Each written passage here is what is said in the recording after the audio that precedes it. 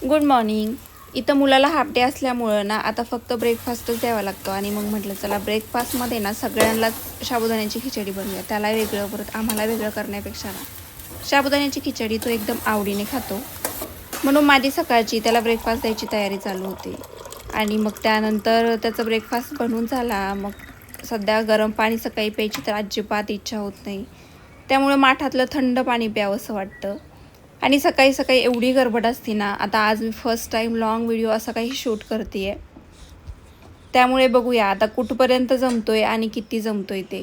इथं मी त्याला विचारत होते की तुला किती खिचडी पाहिजे म्हणून, कारण खिचडी त्याला आवडते आणि कमी दिली की तो परत आल्यावर सांगतो आई मला तू खिचडी कमी दिली होती, ती काही पुरलीच नाही.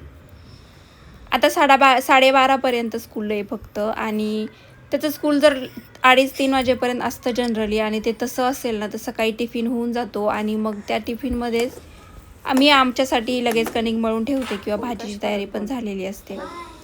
त्याला स्कूलमध्ये पाठवणं हा खूप मोठा टास्क आहे माझ्यासाठी आणि तो गेला ना की निम्मं घर शांत होऊन जातं.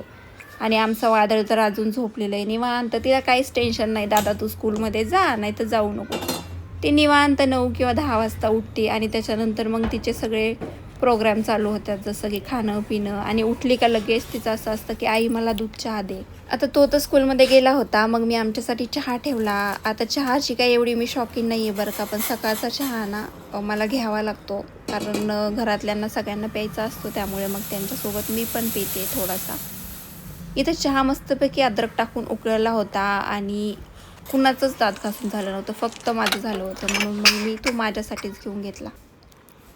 आता घरातलं काम दिवसभर किती पण वेळा आवरलं ना तरी एवढा खराब होतं ना आमचं घर, का माहीत नाही बरं का. पण इशू पण एवढं जास्त खराब करते ना, सगळ्यात जास्त हा सोफा. मी रात्री भाकरी करताना थोडंसं भाकरीचं पीठ ती घेते आणि सगळ्या सोफ्यावरती ते सगळं भाकरीचं पीठ त्याचे वाळल्यानंतर सगळे कणकण होऊन जातात आणि आता तेच मला आवरायचं होतं. आणि सध्या ऊन तर 9 वाजताच एवढं पडतंय ना, त्याच्यामुळे कशाला सारखी कोरड पडते. ते सगळाच सोफा मला सेट करायचा होता आणि मला त्या सोफ्याच्या कवर पण धुयच्यात, पण आज नाही धुणार आहे मी, कारण की आज मला ना खूप सारे कपडे धुवायला 2-3 दिवसापासून ना स्टँड पडलेलं आहे ते कपड्याचं, ते अजून काही लावलंच नाही आहे. त्यामुळं कपडे जास्त धुता येत नाहीत कारण ते सगळे खाली लोंबलेले असतात आणि ते जास्त त्याच्यावर ते टाकता येत नाहीत. म्हणून मग ते जास्त कपडे धुता पण येत नाही, रोज थोडे थोडेच कपडे धुवावे लागतील. पण आज यांचे 2-3 ड्रेस आहेत धुवायला, तर म्हटलं चला हे सोफ्याचे कवर नंतर धुता येतील. आणि मग मी इथं ना सोफ्याची साफसफाई करत होते आणि एवढी धूळ जास्त प्रमाणात आहे. मी ज्या एरियामध्ये राहते ना त्या एरियामध्ये खूप जास्त धूळ आहे. सगळं दरवाजे खिडक्या बंद असेल तरी माहीत नाही कुठून धूळ येते. पण सकाळी जर फरशी पुसली असेल तर संध्याकाळपर्यंत ना मातीचे कण अक्षरशः पायाला लागतात. एवढी धूळ तर फरशीवर जमा होती, तर विचार करा की आमच्या शरीरामध्ये ती किती जात असेल, श्वासावाटे हवे वाटे ते किती जात असेल. आता ह्या कवर मी घेऊन जवळजवळ ना 1.5-2 वर्ष झाले, पण या एवढ्या टिकाऊ कवर लागल्यात ना, किती पण धुवा आणि कशा पण धुवा त्या एकदम व्यवस्थित आणि चांगल्याच राहून जातात. तशा तर मी त्या घेतल्या ऑनलाईनच होत्या, पण मला त्या खूप जास्त आवडल्या आणि टिकल्या पण चांगल्या. त्याने सोफा पण खराब होत नाही, सोफा एकदम कवर राहतो. आता आम्ही इथं लिक्विड घेतलं होतं हातामध्ये आणि त्याचंच काम चालू होतं. एखादी गोष्ट अशी हातात घ्यायची आणि त्यालाच तासभर खेळत बसायचं, असं चालू असतं इशूचं. सोफा क्लीन झाल्यानंतर मी झाडू पोछायला लागले. आता म्हटलं झाडू मारून घ्यावा. आणि सगळ्यात विशेष म्हणजे ना, मी काल इंस्टाग्राम बघताना माझ्यासमोर अशी एक रील आली, लहान मुलांनी मोबाईल बघितल्यावर त्यांचे डोळे वगैरे खराब होतात, ही असं सांगायची रील होती. आणि ती रील मी इशूला दाखवली आणि त्या रीलचा तिच्यावरती एवढा परिणाम झाला ना, तिने अक्षरशः तेव्हापासून मोबाईल मागितला नाही. ती सांगते की आई आता मी नाही बघणार मोबाईल, आणि ती चक्क मोबाईल मागत नाही. त्यानंतर दुसरी रील दाखवली तिला एक की चॉकलेट वगैरे बिस्किट वगैरे खाल्ल्यावरती ना दात खराब होतात, कसं होतात, तर ती तेही मागत नाही आहे. म्हणजे मध्यंतरी ना तिला बराचसा मोबाईलचा नाद लागला होता. मिस्टर आले ना की लगेच मोबाईल द्या, मला खोलून मोबाईल द्या आणि मला मोबाईल बघायचा आहे, असं तिचं असायचं. मोबाईल आणि टी व्हीचा जास्त नाद होता. पण तिला सांगितलं टी व्ही थोड्या वेळ बघितला तर चालतो, पण मोबाईल बघितला तर डोळे लगेच खराब होतात. म्हणून आता मी हा पोछा जेव्हापासून घेतला आहे ना, तेव्हा माझी सगळी काम आवरायची जरा स्पीड जास्तच वाढले. म्हणजे ना फरशी पुसायला मला जो अर्धा-1 तास लागायचा ना, तो आता मला 10 ते 15 मिनिटातच फरशी पुसून होते आणि निघते पण छान. असं काही नाही की निघत नाही वगैरे, छान निघते आपण जशी हाताने पुसतो. पण 8 दिवसातून एकदा मी हाताने पुसून घेते. सगळे कोपरे व्यवस्थित निघले पाहिजेत. धुळीमुळे आणि लहान मुलांमुळे सगळी फरशी माझी खराब होऊन जाते. आता इथे सगळी फरशी मी चकाचक करून ठेवलेली आहे. आता माहीत नाही अशी किती वेळ राहील, कारण मुलगा स्कूलमधून आला की मग तो आणि ही दोघं मिळून ना घर एकदम घराचा सत्यानाश करून ठेवते. त्यांनी विचार करत नाही की बाबा आईने एवढं आवरलेलं आहे, अजिबात नाही. माझी इथं साफसफाई चालली होती आणि आणखी किचन आवरायचं बाकी आहे. किचनवरती आज खूप जास्त राडा झालेला आहे. किचन आवरायचं, अंघोळ करायची, त्यानंतर पुन्हा स्वयंपाक करायचा. दिवसभर हेच चालू असतं. आणि बाई दिवसभर घरी असते तर तिला काय काम असतं हे सगळ्यांचे प्रश्न विचारत असतात ना. त्यांनी एक दिवस घरी राहून ना सगळं काम करून बघा, मग कळेल की काम काय असतं ते. आता दोन्ही बेडरूम माझे पुसून झाले होते, किचन पण पुसलं होतं आणि त्यानंतर मी हॉल पण पुसून घेतला होता. आता सकाळच्या साफसफाईला जवळजवळ 2 तास लागतात आणि त्यानंतर पुढची कामं. दररोज किती पण साफसफाई केली ना तरी पण तेवढीच धूळ बसती आणि सगळं तेवढंच खराब होऊन जातं. कळत नाही नेमकं कधी साफ करायचं, कधी नाही करायचं, पण रोज ते करावं लागतं. माझी फरशी पुसून झाली होती आणि मग मी गॅलरीत आले होते. आता आज गॅलरीमध्ये ना एवढी सगळी फुलं फुललेली आहेत. त्या मानाने रोजच्या मानाने आज जरा कमीच आहेत. ऊन एवढं पडतं आहे ना, त्यामुळे अक्षरशः गुलाबाच्या ना कळ्या जळून गेल्या आता उन्हामुळं. आणि जास्वंदाचे तर 2-3च फुलं फुलले होते. आणि कढीपत्त्याला मात्र हे ऊन चांगलं मानवलं आहे, त्याची चांगली ग्रोथ झाली आहे आणि हे झाड पण खूप जास्त फुललं आहे. गावाकडे दारामध्ये उगलेलं हे झाड मी असंच उपटून आणलं होतं. आता मोबाईल बघायचा नाही, टी व्ही बघायचा नाही, मग करायचं काय? तर म्हटलं चल तू आता अभ्यास कर. आणि तिला 1-2 काढून दिले आणि मग ती त्याप्रमाणे ना शेजारी लगेच काढून घेते आणि मला म्हणती तू माझ्याकडे बघू नको, मी माझा अभ्यास करते. मग मी ना चोरून तिचा व्हिडिओ काढला आणि ती असा काहीसा अभ्यास करते.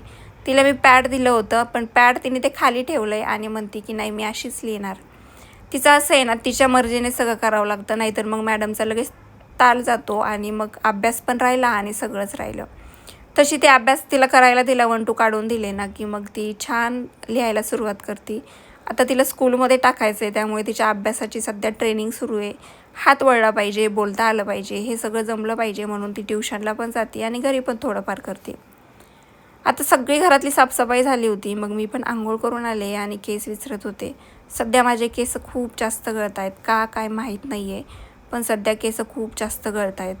आता सध्या ठरवलं आहे की थोडेसे कट करायचे, खालून कट झाले तर बघूया त्याच्यावरती काही गळतीला फरक पडला तर पडला. घरी बनवलेलं तेल पण वापरते. मागच्या वेळेस तेलाचा मला छान रिझल्ट आला होता, पण ह्यावेळेस ना एवढा भारी रिझल्ट नाही आला. खूप जास्त गळत आहेत. तरी आठवड्यातून 2-3 दिवस तेल लावत असते, तरी पण ते एवढे गळत आहेत. घरात विसरले ना तर घरात सगळे केसच होते. त्यामुळे मग मी ना गॅलरीत जाऊन केस विचारले. आता मी फर्स्ट टाईम असा लाँग व्हिडिओ शूट करते आहे. माहीत नाही किती जमला आहे किंवा कसा जमला आहे. जर काही जमलाच नसेल, कुठे काही तुम्हाला असं वाटलं असेल की इथं असं हवं आहे, असं होतं, तर तुम्ही कमेंट करून सांगू शकता. आता मी गॅलरीमध्ये केस विचारते म्हटल्यावर इश्यू येणार नाही ना, असं होणारच नाही. ती लगेच आली आणि कॅमेरासमोर लगेच असे तिचे येडेवाकडे चाळे चालू झाले आणि माझे केस विचारते मी करत होते. आणि तिला डान्सची खूप जास्त आवड आहे, कुठं पण डान्स करते. चला म्हटलं आता आंघोळ वगैरे झाली ना, ती लगेच देवपूजा करून घेऊया. आणि आज देवपूजेसाठी एवढे फुलं पण नाही आहेत, 2-3च जास्वंदाची फुलं आहेत फक्त. पण मी देवपूजेला शक्यतो विकत फुलं आणतच नाही, घरातलेच ठेवत असते. आणि मंदिर पण पूर्ण क्लीन करून घेतलं. पूर्ण मंदिर क्लीन करून घेतलं. त्यानंतर साईडचं पण सगळं क्लीन केलं, खालचे ड्रावर पण क्लीन केले, कारण धुळीचा परिणाम मंदिरावरती पण होऊन जातो. एकदम ओपन प्लेसमध्ये येते त्याच्यामुळं. स्वामींचा हा फोटो ना मला गिफ्ट म्हणून मिळालेला आहे, पण तो मला खूप जास्त आवडतो आणि मंदिरामध्ये ना तो एक नंबर दिसतो, म्हणजे भारी दिसून जातो. स्वामींचा एक छोटा फोटो होता माझ्यासमोर, एकाच मंदिरात 2-2 फोटो नको म्हणून मग मी तो ठेवून दिला होता. आणि बाकी मग मी सगळे देवांना अंघोळ घातली आणि ते पुसून व्यवस्थित ठेवून देत होते, मंदिरामध्ये ठेवून देत होते. सकाळी सकाळी जर घरात देवपूजा झालेली असेल ना तर लई छान वाटतं आणि एकदम घर प्रसन्न वाटतो जर मंदिरामध्ये दिवा असेल तर. सकाळची ही देवपूजा करून झाली ना की घर छान वाटतं ना. तुमचंही असंच होत असेल ना तर मला कमेंट करून नक्की सांगा. कोणाकोणाला सवय आहे की रोज सकाळी आंघोळ झाल्यानंतर देवपूजा करायची. मला तर ना म्हणजे ह्या नवीन घरात आल्यापासून अशी सवय लागली की रोज देवपूजा करायची. आणि त्यासाठी ना रोज रोज फुलं विकत घ्यायची वेळ येऊ नये म्हणून मग मी गॅलरीमध्ये खूप सारी झाडं लावलेली आहेत, ज्याची की मला फुलं भेटतील अशी. आणि फुलं आणि दिवा लावल्यावरती मंदिर खूप छान दिसतं. त्यानंतर मला घालायचं होतं झाडांना पाणी. इनडोअर प्लांट येथे यांना पाणी घालायचं होतं. आता हा मनी प्लांट तसा मी बाहेरच ठेवला होता, पण ऊन एवढं पडतं आहे ना त्याचे पानं अक्षरशः पिवळे पडायला लागले होते, म्हणून मग मी त्याला ना घरामध्ये ठेवलं. आणि घरामध्ये माझ्या एवढे छोटे मोठे मनी प्लांट आहेत ना, का माहीत नाही, पण मला मनी प्लांटची खूप जास्त आवड आहे आणि ते छान पण दिसतात. आता फ्रीजमध्ये हत्तीमध्ये 2च मनी प्लांटच्या काड्या लावल्या, त्या खूप छान दिसतात. आणि भिंतीवरती हे असं काहीसं लावलेलं आहे. आणि या सगळ्यांना मी पाणी घालत होते. आता आमचा होता टी व्ही बघायचा टायमिंग. एकदम निवांत आराम, काहीच टेन्शन नाही. समोर टी व्ही चालू आणि असं लोळत गोळत टी व्ही बघायचा. एखादा अर्धे पिवळं पान पडलेलं ते मी लगेच काढून टाकते. आणि हा मनी प्लांट असा एवढा उंच गेलेला आहे बघा. तर असं होतं माझं मॉर्निंग टू आफ्टरनूनपर्यंतचं रुटीन. तुम्हाला कसं वाटलं नक्की सांगा.